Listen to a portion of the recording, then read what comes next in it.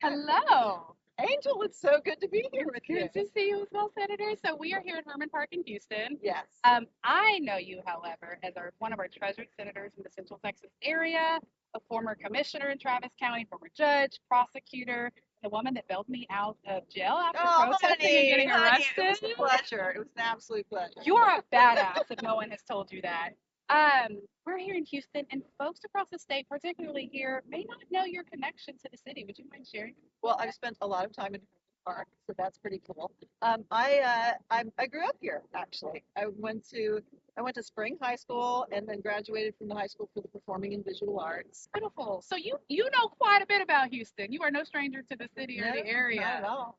So one of the things that I'm most excited about your race is this is one of the most, if not the most flippable seats for Democrats this cycle. Yes, And our state has been run through the mud by one party who's in power, that's the right. Republicans.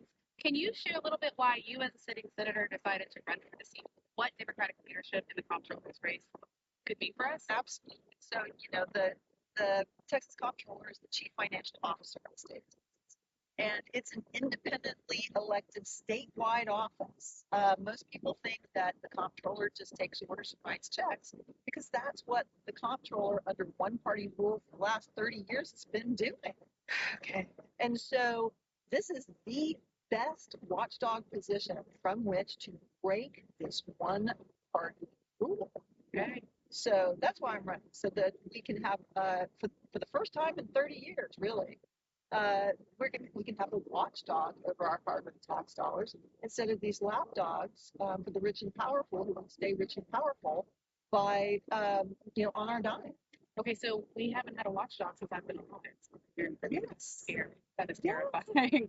So the comptroller is like the CFO of the state's budget. You've been in the state legislature. You have just all this experience that's looking great in the seat. Can you share what your top priorities would be once elected? Well, the first thing to do is to break this one party. And by having a Democrat in this watchdog position, frankly, I'm not doing it just for the Democrats. I'm doing it for the Republicans too. Republicans will be relieved when they've got the coverage of the right thing. The comptroller is honestly reporting who's benefiting most, least, and not at all from the voucher boondoggle. People will be relieved to have a comptroller who honestly calls out the fact that our health costs are going up because of a failure to extend Medicaid and to extend the ACA tax credits. And I also think that Texans all over the state will breathe a sigh of relief when there's a comptroller who will call out the big boys in charge when they're picking your pockets for corporate tax breaks, for no bid contracts, and now even to have all of us subsidize their kids' private school education. I mean, uh, we are begging for this kind of honesty and transparency about where our money is going and who it's working for. Because if it's not working for us, really, we should know who it's working for. Absolutely. And the comptroller sets the budget. I mean, you can mitigate so much before the legislative session starts and even during the legislature. Is that correct? That's right. Can't legislate, and I'm going to be a comptroller who follows the law and follows the money. I'm not going to legislate because that's the legislature's role.